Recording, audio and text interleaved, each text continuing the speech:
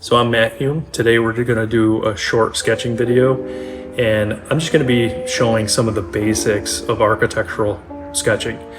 And I'd like to take you from a simple two-dimensional form to a three-dimensional form, and how, the techniques that we use to sort of be able to do that. So what I'm going to start with is just a simple square box. And you could sort of envision this as like a plan for a house, a 2D plan or anything like that.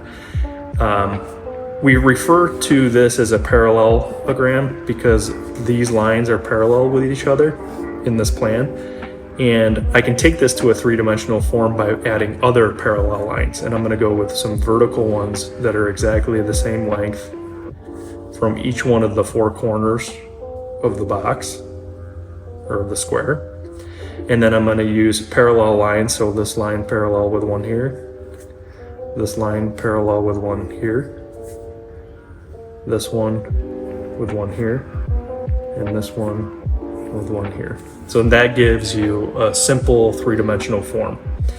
Now, you can take this a step further, and if I wanted to say add a roof to this building, I'm kind of envisioning this as like this cube is a simple building. Using parallel lines, I'm going to choose a roof angle, and I'm going to kind of go up a little bit here.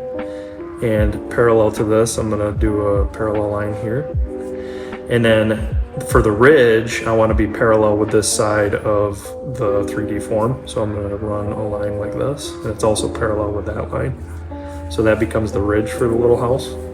And then I can take two lines that would be parallel with each other from that corner to the ridge and that corner to the ridge. So now you can see we have a simple sort of house shape.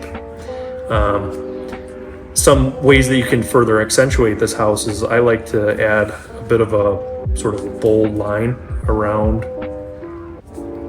the entire thing. It kind of makes the three-dimensional quality of the object stand out just a little bit more, and we'll come back to that in a little bit. But say you want to add a window using parallel lines again with the vertical lines, so parallel, and then these with the horizontal. I can even add a little bit of thickness to that window, and then I like to add a little bit of darkness, just showing where the glazing is. And then we can do the same on this wall. So two parallel lines horizontally, and then vertical lines on this edge and this edge. Again, we can give a little bit of wall thickness to the window.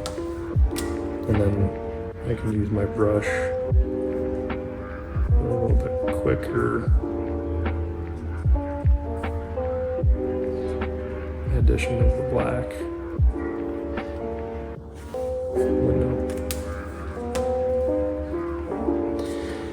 So the other thing that we can do to add a little bit of detail to this drawing is to add some shade and shadow. So I want to cast some shade, and I'm going to choose a bearing angle. So from off of this corner, I'm going to cast a line, and then parallel to that line which I've created, I'll cast one off of this corner, about the same length line. And then off of this corner, I'll do another parallel line, about the same length line as that. And then I can connect the ends of those. And again, I'm keeping in mind I'm being parallel here with this one, parallel with that line on this one. And then I can begin to add some hatching to that. And that just gives us a little bit of an idea of a shadow cast on the ground. Another thing that I like to do is, thinking that the light's coming from this direction and casting a shadow on the ground here. That means that this part of the structure is in shade, so we can actually add hatch lines to that facade as well. And there's many ways to do shade and shadow. You can use markers, you can use hatching, there's so many different ways to do it. And then the other thing I like to do is I like to have kind of a strong ground line leading up to the object, and then a really nice bold line that accentuates the top of the form.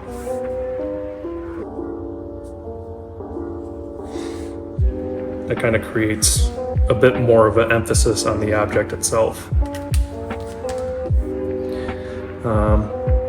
Then you can add additional details. So like I might add some simple roof panels in here. And when I'm doing texture, I don't like to complete texture 100%. I like to give hints on texture. So some roof panel there, and roof panels on the back.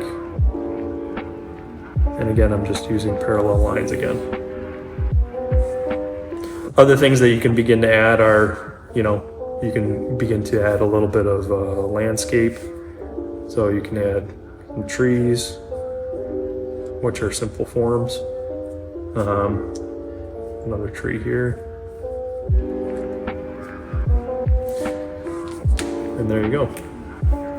Within a fraction of a second, or a few minutes, matter of a few minutes, you can have a really nice three-dimensional form. And using that technique of parallel lines given any given surface, you can develop this into a full drawing of an entire house just using that simple rule set. And that's what we use as architects to three-dimensionalize simple spaces or even complex spaces.